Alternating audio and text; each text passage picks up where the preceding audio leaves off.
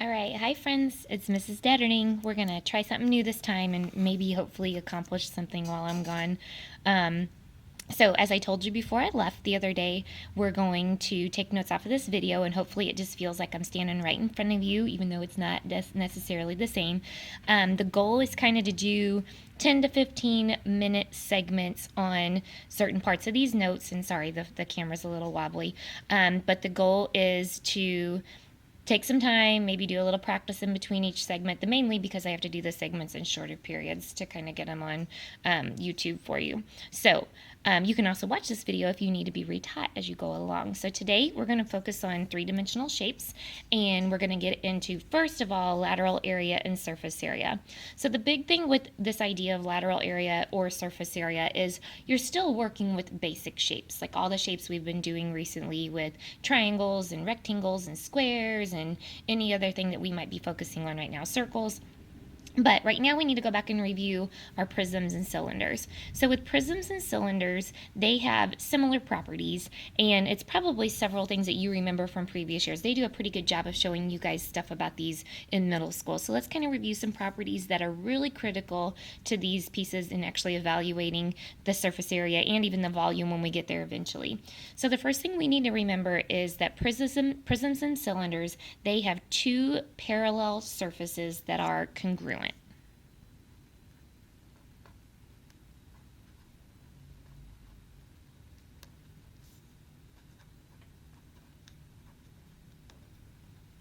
And they are going to be polygons or circles. So two parallel surfaces that are congruent polygons or circles. I know circles aren't polygons, we know that, but let's just include them in this family. Okay, those two parallel surfaces that are congruent are going to be what we call the bases. Okay, so if you kind of take a moment, hopefully you all have highlighters because you were supposed to grab some of those and your glue sticks when you came in the door. If we go over here, there's going to be different shapes hovering one above the other, and they look like parallel planes that are what we consider bases. So the rectangular prism is one of the most common ones that's really, really easy to see. So it's almost like a room, kind of like what you're sitting in right now, where you have a floor and a ceiling for these. So this top rectangle here and this bottom rectangle here, those are our congruent parallel bases. If you come over here to your triangle, this triangular prism, it's those two triangles that are parallel to each other and congruent are what we're going to call the bases. This pentagonal prism, so there's a variety of prisms we could do. We could do hexagonal, pentagonal, trapezoidal, any of those. I just gave you this one just to kind of show that we could really do any kind of prism we want. So this pentagonal prism, if you kind of shade them in, there's those two congruent pentagon bases. And then, of course, the cylinder we're going to put in this family as well, and cylinders will have those circular congruent bases on top and bottom.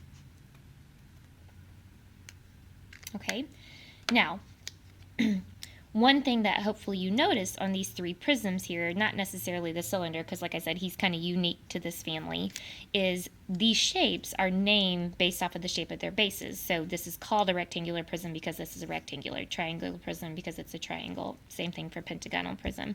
So just a quick property to write over here.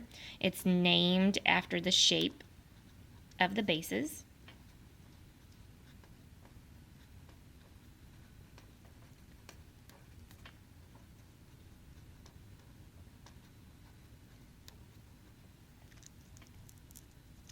And the third and final property that's going to be really, really critical to finding the lateral area and surface area that we're about to talk about is that the rectangular faces are going to connect those two bases. So the faces that connect those bases are going to be rectangles.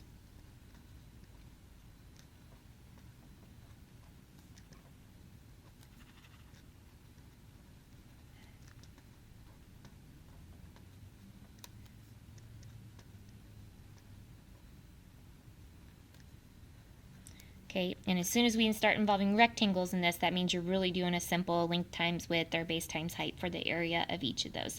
And if you kind of look over here, sometimes the rectangular faces are going to be equal rectangles, sometimes they'll be different sizes, and you have to kind of consider that and really take some time to analyze these shapes. Okay, so we are talking about basic area, like I said, but two pretty common areas that they have you find for these three-dimensional shapes are what we call lateral area and surface area. So if we look at this, let's kind of talk about each one of these and then kind of see it on the next set of examples. So lateral area we're going to refer to as LA to abbreviate, and SA will be our surface area. So let's start with our lateral area. Lateral area is the area of the faces only.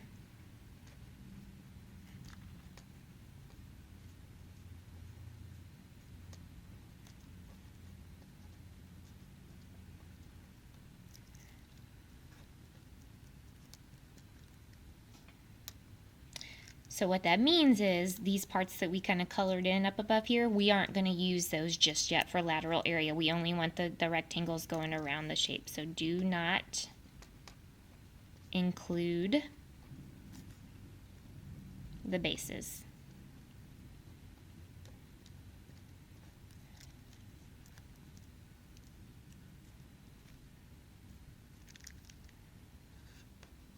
Okay, so for your surface area, what that means is we just bring the bases back into the picture. So we're going to add everything together for surface area. Faces and bases get added together. So for surface area, let's just say all the faces, which is just the LA, plus the area of the bases that you have to find. So it's everything. Every single part of that shape is going to get added together. Okay, so the easiest one to start with is going to be our rectangular prism. So if you go to the next little section, I'll flip my paper over here. Rectangular prisms are really easy because they're completely made up of rectangles, whether it's a base or a face, so you really just have a whole bunch of length times width. So we're going to trade around our highlighters now for a second and just kind of color in the obvious pieces that are different rectangles that kind of make up this shape. So there are 6 rectangles that create this shape. You have the top, the bottom, the floor, and the ceiling is what I'll refer that to, and then you got those 4 walls that are the faces kind of going around that shape. Okay, so I'm going to shade in my top part first. So we're not going to focus on whether we're doing lateral area or surface area just yet, but I do want you to just recognize the different shapes at this point in time. So even though I'm only highlighting that top one, we know the bottom one is the exact same size. Okay, trade highlighters with someone. All right, so let's pick a different size wall or face to kind of color in. So here's one side that's a different dimension than the green one that I just colored in. And then if you trade highlighters one more time, and you might have to pause this video just to kind of give yourself some time to shade these in, that's okay. We've got this other wall kind of sitting right in front of you. That's a whole nother different size than the other two that I've colored in. But they're all rectangles and really, really easy to find the area of. Okay, so let's just kind of piece these together and focus on each one that we colored, and just off to the side or somewhere nearby, kind of keep your work organized, and we're going to find the area of each one of these. So I'm going to start with my green one. Okay, so kind of use the existing measurements there to kind of help you decide what his dimensions are. So this green one is a length of 25 and a width of 6, 25 times 6. So we'll write that up here. And hopefully you have your calculators, but 25 times 6 is 150. Let's move over to your side wall here. So this guy is 6 by 9. So this 9 that's over here, he can go on any of these vertical edges. So 6 times 9 is the area of this guy. And hopefully we don't need a calculator for that, but it's 54. Okay, and then we had one last different rectangular shape here. That's my blue one. And he is 25 times 9, his length and his width. Okay, so I know you guys would like to wait for me to do your work, but go ahead and participate. Make sure you're kind of following along. So if you type in 25 times 9 in your calculator, hopefully you got 225. Okay, so now that we've got all of our measurements kind of figured out here in our area of our faces and bases, let's kind of talk about what the difference between lateral area and surface area is for this particular shape. So if we're looking at lateral area, if you flip back and actually look at what the definition was in the space right above here, we said only do the faces, which means we're going to leave off the top part and leave off the bottom part that are our two parallel bases. So we got a 225 and a 54, but what you need to remember is that there's two of these blue ones. So you got the one here in the front and the one kind of right behind it, and you've got two of these side rectangles that you also need to include. So we have two of the 225s plus two of the 54s. And again, please participate. Make sure you grab a calculator, do the math, unless you can do it in your head, which would be awesome.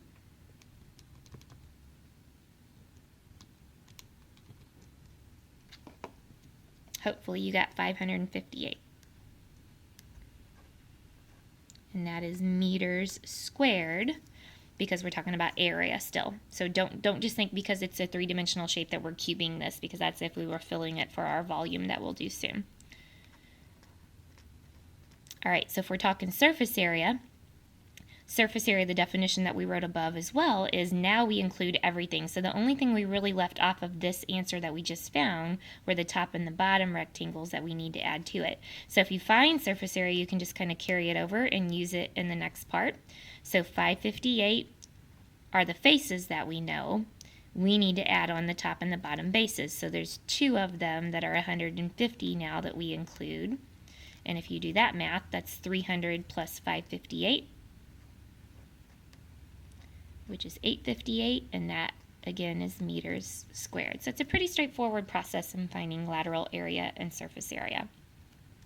So we're going to hit pause on this video, and I'm going to have the substitute give you guys just a few minutes to kind of process this next one. So with word problems, it's kind of up to you to decide, are you calculating lateral area, surface area? Do you need all the parts of this prism or not? But now they're just talking about painting some walls in a rectangular room, so basically like a room you're sitting in. So if it's talking about painting the walls, it doesn't mention anything about the floor or the ceiling, so it's kind of leads you into knowing what to actually calculate. So take a moment, take 3 or 4 minutes, draw your picture, kind of piece it together like we did here, and then here in a few minutes we'll turn the video on. I'll show you the answer to this, kind of walk you through it quickly, and then we'll move on to our triangular prisms.